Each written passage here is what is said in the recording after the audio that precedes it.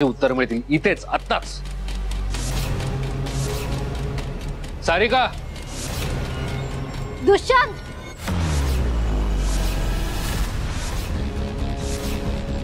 मला फसवून तू इथे लग्न करतोयस? लाज कशी नाही वाटत तुला? निर्लज्ज, नालायक, तुझी हिम्मत कशी झाली लग्न करायची?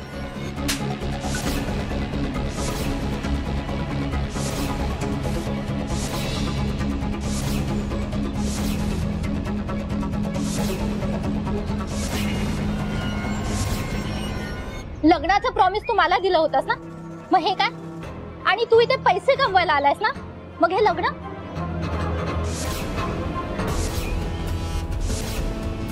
नालायक, नीच माणूस। सारिका, बघ तू माझं ऐकून घे जरा। अजून तुझं बोलायचं बाकी आहे का?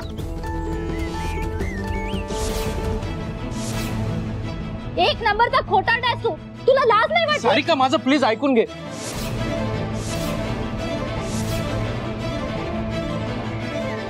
तुम्हाला सगळ्यांना प्रश्न पडला असेल ना आता ही मुलगी कोण आहे?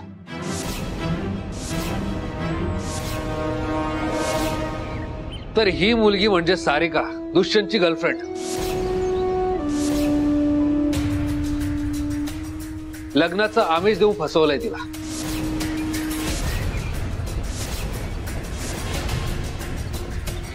बरोबर ना सारिका? आणि त्याने हेही सांगितलं की मी सरपोतदारांच्या बंगल्यावर काम करतो, तिथे काम केल्याचा मला भरपूर पैसा मिळाला। तो पैसा मिळाला की मग आपण लग्न करू, हेच बोलला होता ना सारिका तो? ए दुष्यंत, बोल काहीतरी। रंगे हात पकडला गेला म्हणून दातखिळी बसली का? बोल। मणी, शांत बस आता। यू शट अप दुष्यंत, अजून एक शब्द बोललास ना तुझ्या डोक्यात काहीतरी घालेन मी। आणि सारिका, अजून एक सांगतो, अमेरिकेला वगैरे गेला होता का? अमेरिका? हा अजून आपल्या आयुष्यात अमरावतीला गेलेला नाहीये आणि हा अमेरिकेला जाणार। ह्याची लायकी नाही 2 वेळेचं जेवण कमवायची, आणि हा अमेरिकेला जाणार। हा माझ्या घरात राहत होता, माझ्या पैशांवर जगत होता। काय रे, तू अमेरिकेला गेला होतास? अजून किती लोकांची खोटं बोलणार आहेस तू? मग अमेरिका रिटर्न बोलायचंय काही?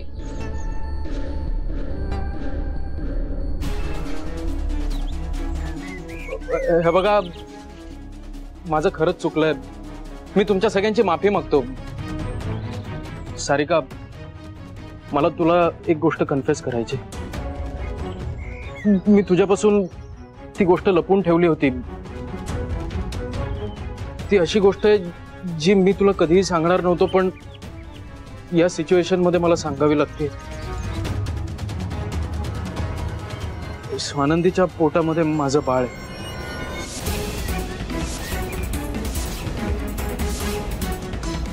आणि मला ते नाकारता येणार नाही, सो प्लीज मला माफ कर। स्वानंदी, स्वानंदी, मला माफ कर, मी खरंच चुकलो। मी खोटं बोललो तुझ्याशी, पण ते खोटं बोलण्यामागे माझं काहीतरी कारण होतं।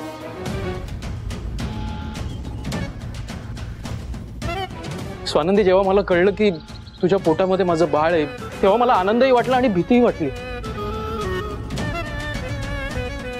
आनंद याच्यासाठी की मी बाबा होणार आहे, आणि भीती याच्यासाठी की मी बेरोजगार आहे, माझ्याकडे कुठलाच इन्कम सोर्स नाहीये। उद्या लोकांनी जर मला विचारलं असतं की स्वानंदीला आणि तुझ्या बाळाला कसं सांभाळणार, तर त्याचं उत्तर नाहीये माझ्याकडे। म्हणून मी खोटं सांगितलं की मी US ला राहतो। स्वानंदी, मला खरंच माफ कर। हे बघ, मी तुला अमेरिकेला नेऊ नाही शकणार, पण आपण इथे छान संसार करूया।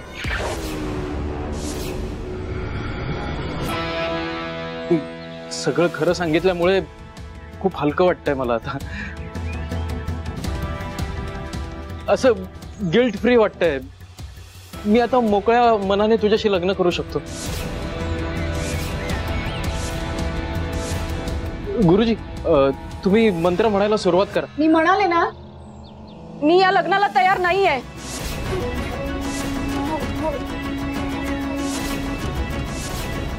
माझं मणी सरांवर प्रेम आहे आणि त्यांच्या सोबत माझं आधीच लग्न झालेलं आहे. स्वानंदी, मला मान्य आहे तुझं मणी बरोबर लग्न झालंय, तुझं त्याच्यावर प्रेम आहे. पण तुझ्या पोटामध्ये माझं बाळ आहे ही गोष्ट तू नाकारू शकत नाहीस. थांब मणी, इथून पुढचं सत्य मी सांगणार सगळ्यांना.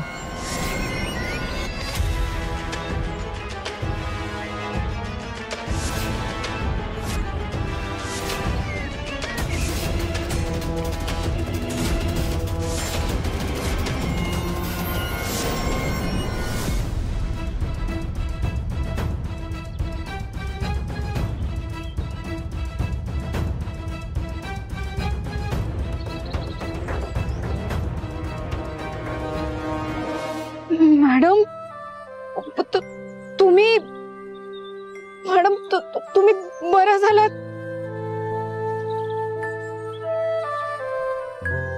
तुम्ही इथे कशा काय आलात?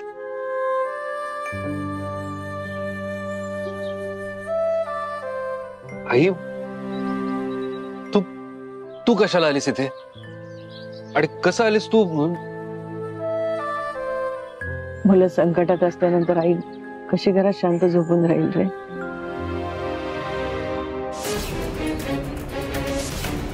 न जाणो माझ्यामध्ये कुठून इतकं बळ आलं. दुष्यंतचा खरा चेहरा मला अपघाताच्या आधीपासून माहिती होता. तो खोटं बोलतोय हेही कळत होतं.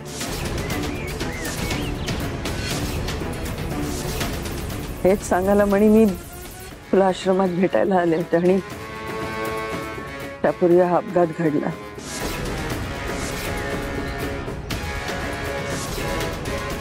आणि सत्य माझ्या वाचेबरोबर मूक झाली. कदाचित देवी आईने मला शक्ती दिली आणि माझी वाचा परत आली. माझ्या बाळकृष्णाची साथ होती म्हणून या ताई मला इथपर्यंत घेऊन आल्या. दुष्यंत खोटं बोलतोय.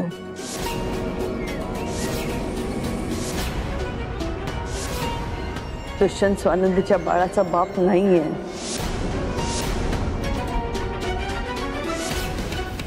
आणि तरी सुद्धा तुझं लग्न त्याच्याबरोबर लावून देतात.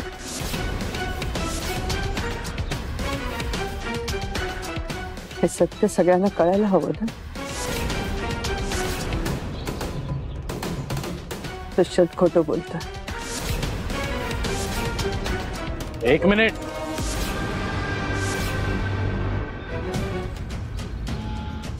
ते बाळ माझं नाही याचा काय पुरावा आहे तुमच्याकडे?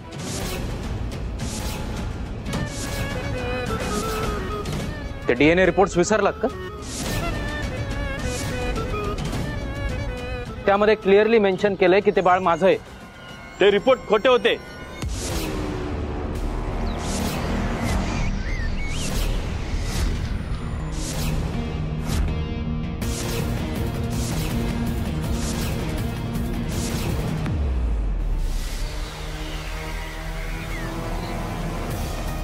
ते डीएनए रिपोर्ट खोटे होते.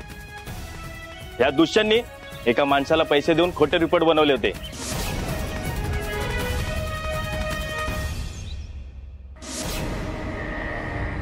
आणि त्या माणसाला आम्ही ताब्यात घेतलाय आणि त्यांनी गुन्हाही कबूल केलाय.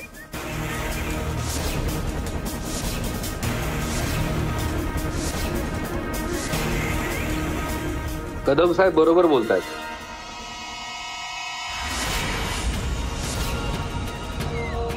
त्यांनी त्या लॅबवर छापा टाकला आणि त्यांना तिथे कळलं की हे सगळे पैसे घेऊन खोटे रिपोर्ट बनवतात.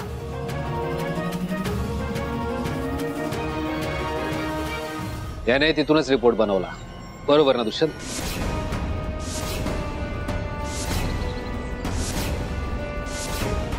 आता पुरावा मिळालाय, त्यामुळे सिद्ध झालंय की दुष्यंत स्वानंदीच्या बाळाचा बाप नाहीये. त्यामुळे या लग्नाला काही अर्थ उरत नाही. अरे देवा, स्वानंदीचं हे लग्न पण मोडलं.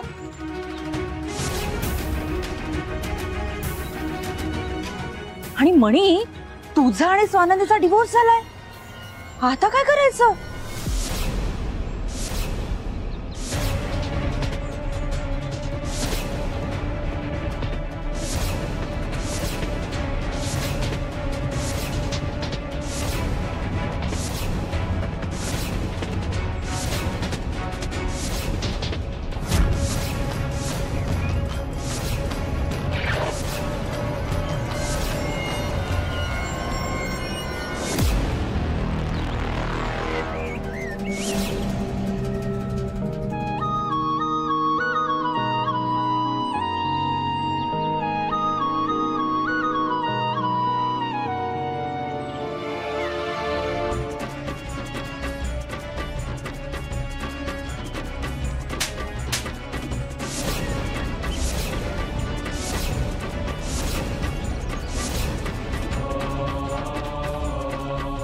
नालायक माणसा, माझ्यात आणि मनी सरांमध्ये गैरसमज निर्माण करून आम्हाला वेगळं करायची तुझी हिम्मत कशी झाली?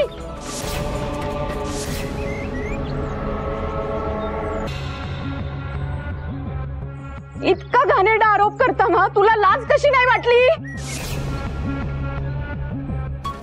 पण आता मी तुला सोडणार नाही. साहेब, याला अटक करा आणि याला शिक्षा द्या. साहेब साहेब खरंच सांगतो, हे बघा मी खूप सभ्य मुलगा आहे. मी हे खरंच काही केलेलं नाहीये. मी काही केलेलं नाही. पकडा त्याला, पकडा. मणी सर, मणी. आई,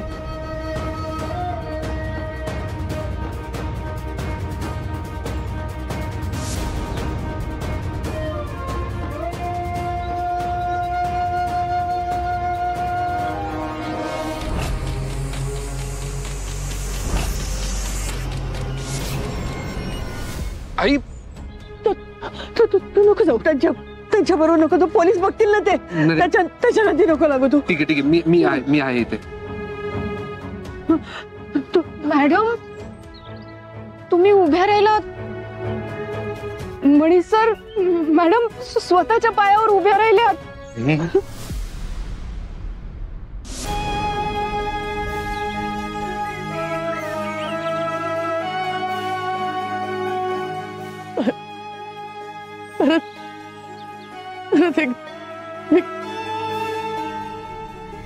आई, हा शब्द ऐकण्यासाठी ती वर्ष माझे कान आतुरले होते रे.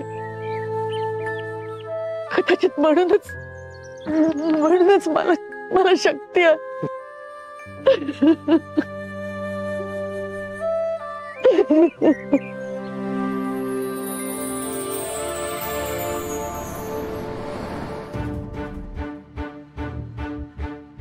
पाणी घे.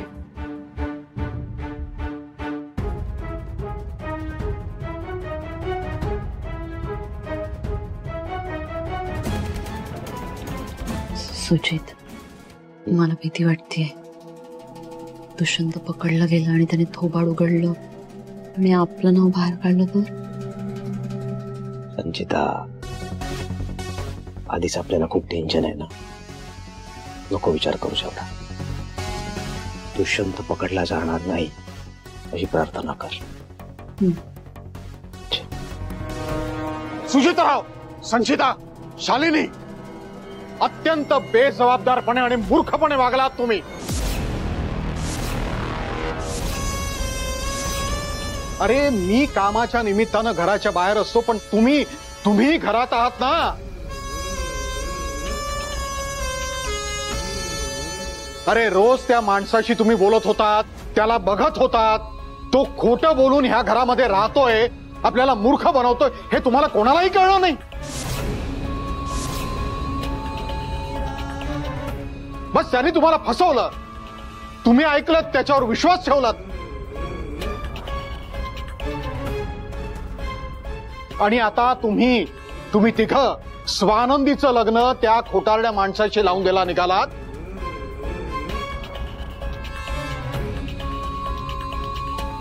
अरे त्यांचं लग्न झालं असतं तर आयुष्यभर मी स्वतःला माफ करू शकलो नसतो की माझ्याच घरातल्या माणसांनी त्या फ्रॉड माणसाशी स्वानंदीचं लग्न लावून दिलं. अरे मी घरात नसताना इतकी मोठी फसवणूक होते आणि तुमच्यातल्या एकालाही हे कळत नाही, ह्याचा पत्ता लागत नाही तुम्हाला.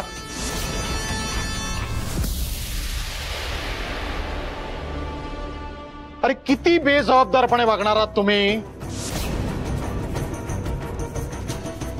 शालिनी, सुजितराव, संचिता, लाज आणलीत तुम्ही मला.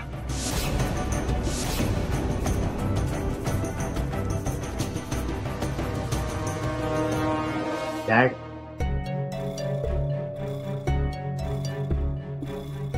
आता आम्ही तरी काय करणार. आम्ही हे केलं कारण स्वानंदीच्या बाळाचा विचार होता त्यामागे.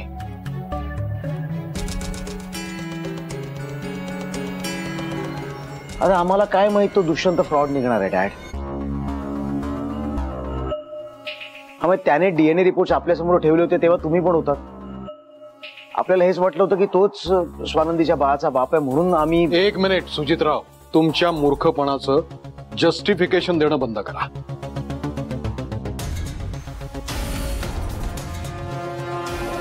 कसले खोटे रिपोर्ट बनवण्यासाठी किती वेळ लागतो. हे बघा, मी स्वतः असे अनेक खोटे रिपोर्ट बनवल्याच्या केसेस बघितलेल्या आहेत.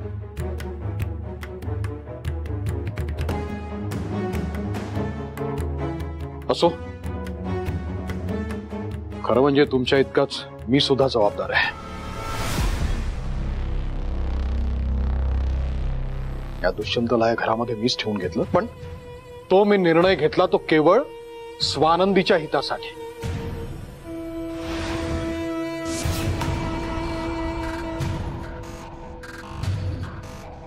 स्वानंदी, सगळ्यांच्या वतीनं मी तुझी माफी मागतो.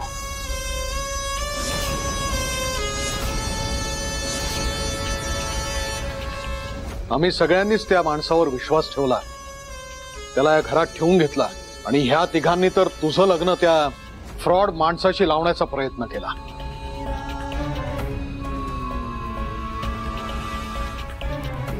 मी दिल्लीला आहे ही संधी साधून ते करत होते.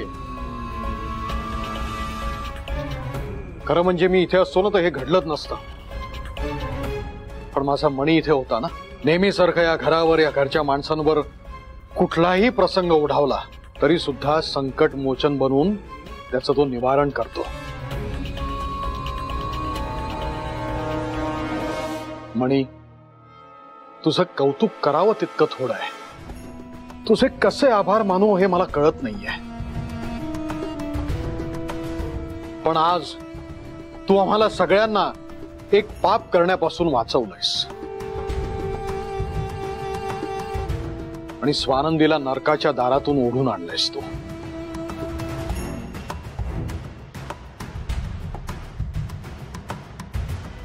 तू नसतास तर काय अनर्थ घडला असता आज.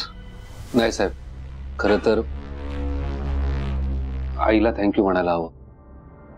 आईने अशा अवस्थेत धड बोलता येत नसताना तिने मला सांगितलं की दुष्यंत फ्रॉड आहे,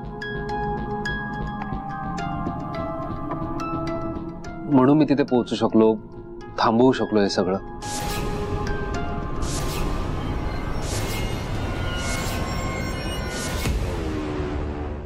मणी आणि स्वानंदीचं नातंच असं आहे की कोणीच तोडू शकत नाही.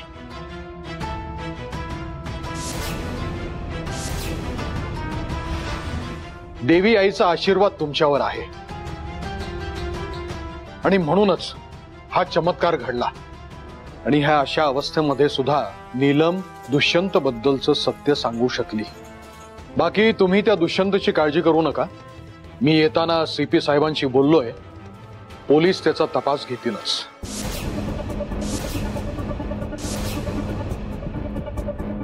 सरपोतदार साहेब, या.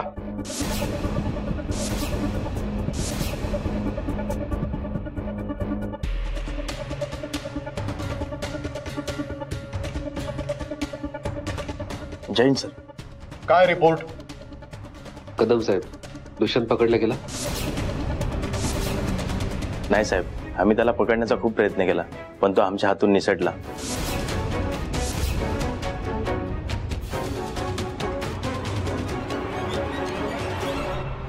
आम्ही लवकरच त्याला आमच्या ताब्यात घेऊ. शोधकार्य सुरू आहे सर. हे बघा इन्स्पेक्टर, तुम्हाला आणखीन कुमक हवी असेल तर मी सीपी साहेबांशी बोलतो.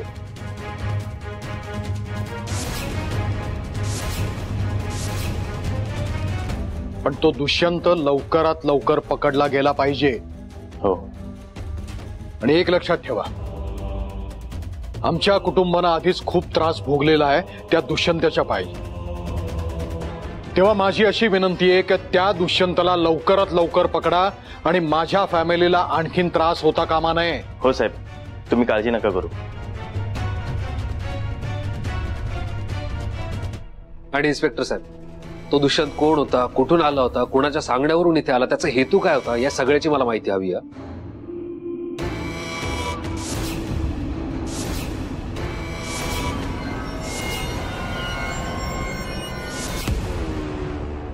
या प्रकरणाच्या खोलाशी जा. एका खासदाराच्या घरात एक तोतया येऊन राहतो, ही खूप मोठी सिक्युरिटी ब्रीच आहे.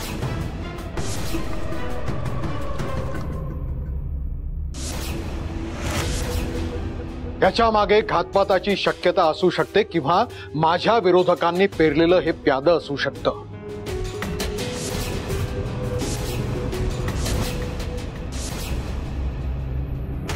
मी होम मिनिस्टर साहेबांशी बोलणारच आहे, पण तुम्ही तुमचा तपास चालू ठेवा.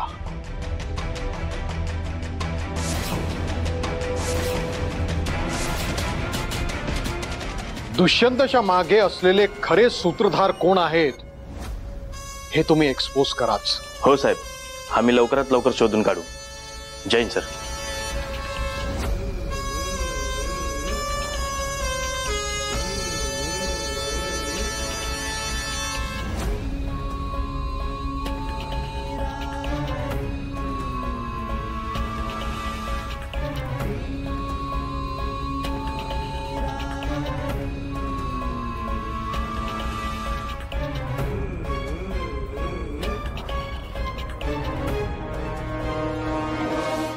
तुम्हाला सगळ्यांना प्रश्न पडला असेल ना, आता ही मुलगी कोण आहे.